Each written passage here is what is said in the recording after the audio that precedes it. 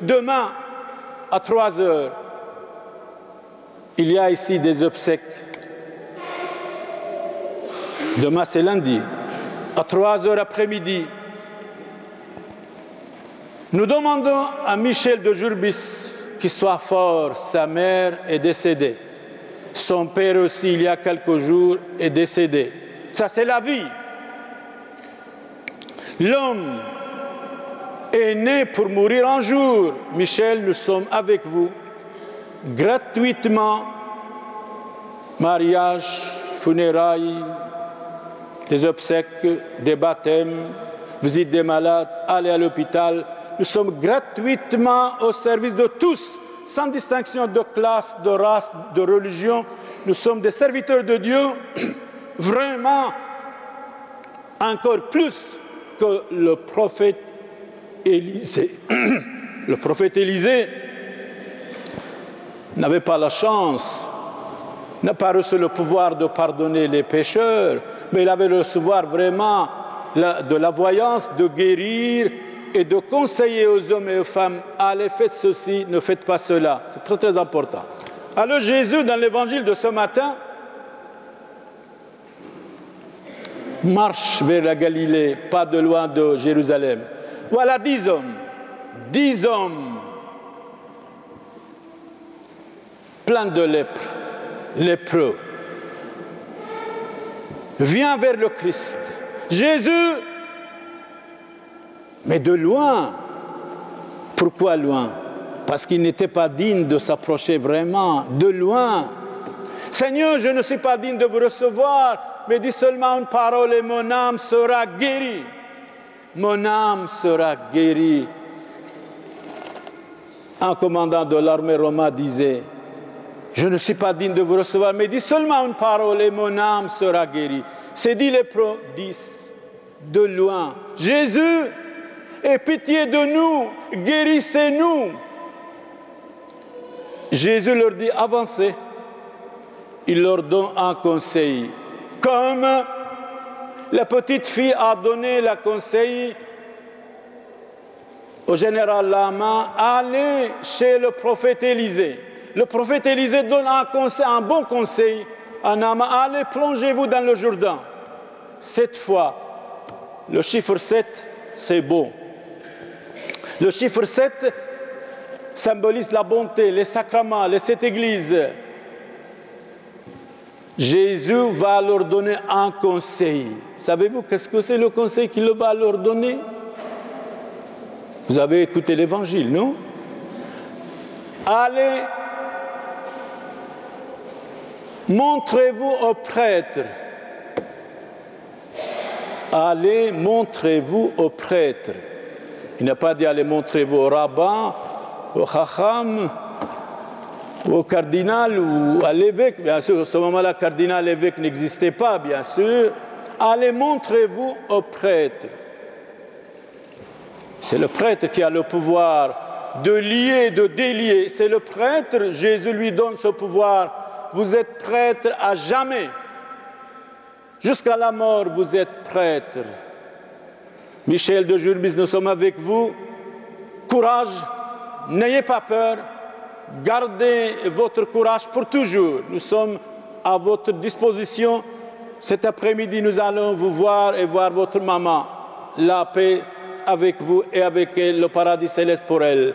Le prêtre, allez, montrez-vous au prêtre. Je vois Michel se lève, c'est pour cela que je parle. Allez, montrez-vous au prêtre. Alors les 10 lépreux, qu'est-ce qu'ils ont fait? Obéissance. Obéissance. Ils n'ont pas dit à Jésus, mais écoutez, à la place de prier au Saint, il faut prier Dieu tout de suite. Et vous, pourquoi vous ne voulez pas nous guérir tout de suite? Ils n'ont rien dit, rien du tout. Rien du tout. Obéissance à la parole de Christ. Allez, montrez-vous aux prêtres. Comme ils étaient obéissants, chemin faisant, ils étaient guéris. Ils étaient guéris. Les 10. Une seule personne, un seul homme revient vers le Christ. Oui, nous avons dit, les appelés sont beaucoup, mais les choisis, les élus de Dieu sont peu nombreux. Un seul revient rendre grâce au Christ. Merci, merci, merci, je suis guéri. Et Jésus lui dit, mais et les autres, les 9, où sont-ils les 9 autres? Je ne sais pas. Mais moi je sais. Ils sont tombés dans l'ingratitude. Dans l'ingratitude. Dans l'ingratitude. Le plus grand, le plus ingrat de tous est celui qui oublie le bienfait, disait Sénèque. Mais souvent, les bienfaits nous font des ennemis.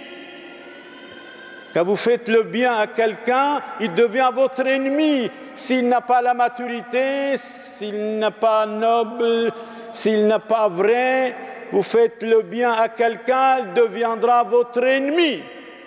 C'est dommage et regrettable, ça s'appelle l'ingratitude. Les 10 lépreux, un seul revient vers le Christ, les autres étaient ingrats. Et Jésus lui dit, ta foi t'a sauvé, vous êtes guéris, va en paix. À vous tous, je demande que nous soyons guéris de la lèpre de l'âme, du péché, de la jalousie, de la curiosité, de malentendu, de l'incompréhension, de méchanceté, que nous soyons guéris de tout cela, sinon nous restons des lépreux vraiment. Alors lavons nos mains, lavons vers le ciel et nous demandons au Christ, à Dieu Tout-Puissant, la paix, la sérénité, le pardon, et de ne jamais oublier les bienfaits. Mais il faut oublier le mal fait. Amen.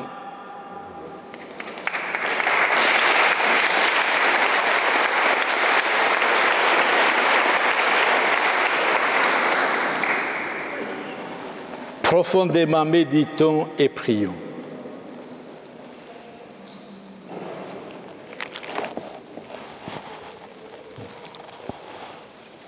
La phrase du dimanche. La phrase du dimanche. Saint Paul dit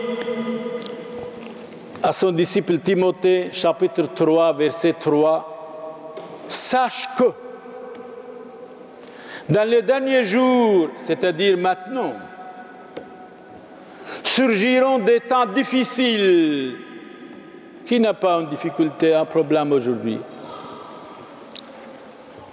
Car les hommes et les femmes seront ingrats. Vivre dans l'ingratitude. Égoïstes. Qui n'est pas égoïste? Amis de l'argent. Ça, vous pouvez juger vous-même. Orgueilleux. Qui n'est pas orgueilleux?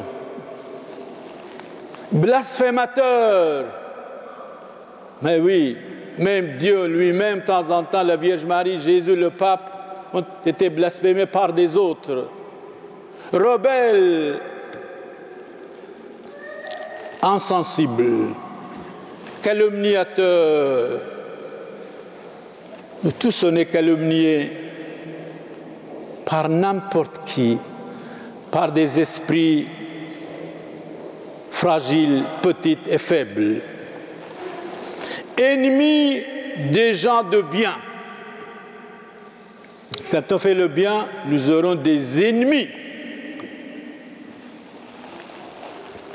Impulsifs. Vous n'osez plus parler avec quelqu'un. Vite, il est fâché, il peut dire n'importe quoi. Traître. Enflés d'orgueil, de jalousie, aimant leur plaisir plus que Dieu. Aimant, ils aiment leur plaisir plus que Dieu. Un peu de soleil, tout le monde est ostente. Il s'en fout carrément de Dieu, de la messe, de la spiritualité. Il désire rester lépreux, désire rester lépreux dans la vie. Eh bien oui, Saint Paul a raison. Sache que dans les derniers jours surgiront des temps difficiles, car les hommes seront ingrats, égoïstes, amis de l'argent, fanfarons, orgueilleux, blasphémateurs, rebelles, insensibles, calomniateurs, ennemis des gens du bien, traîtres, impulsifs, enflés d'orgueil, et vont aimer le plaisir plus que Dieu. C'est vraiment aujourd'hui. Sujet à réflexion, méditons profondément. Encore une parole de Shakespeare, c'est un poète anglais mort en 1616. L'ingratitude est une chose monstrueuse. Et Napoléon ajoute, je méprise l'ingratitude comme le plus grave défaut de l'humanité. Napoléon ajoute, je méprise l'ingratitude comme le plus grave défaut de l'humanité. C'est-à-dire, vous faites le bien à quelqu'un, tôt ou tard, il devient votre ennemi s'il n'a pas la maturité. Méditez profondément, s'il vous plaît.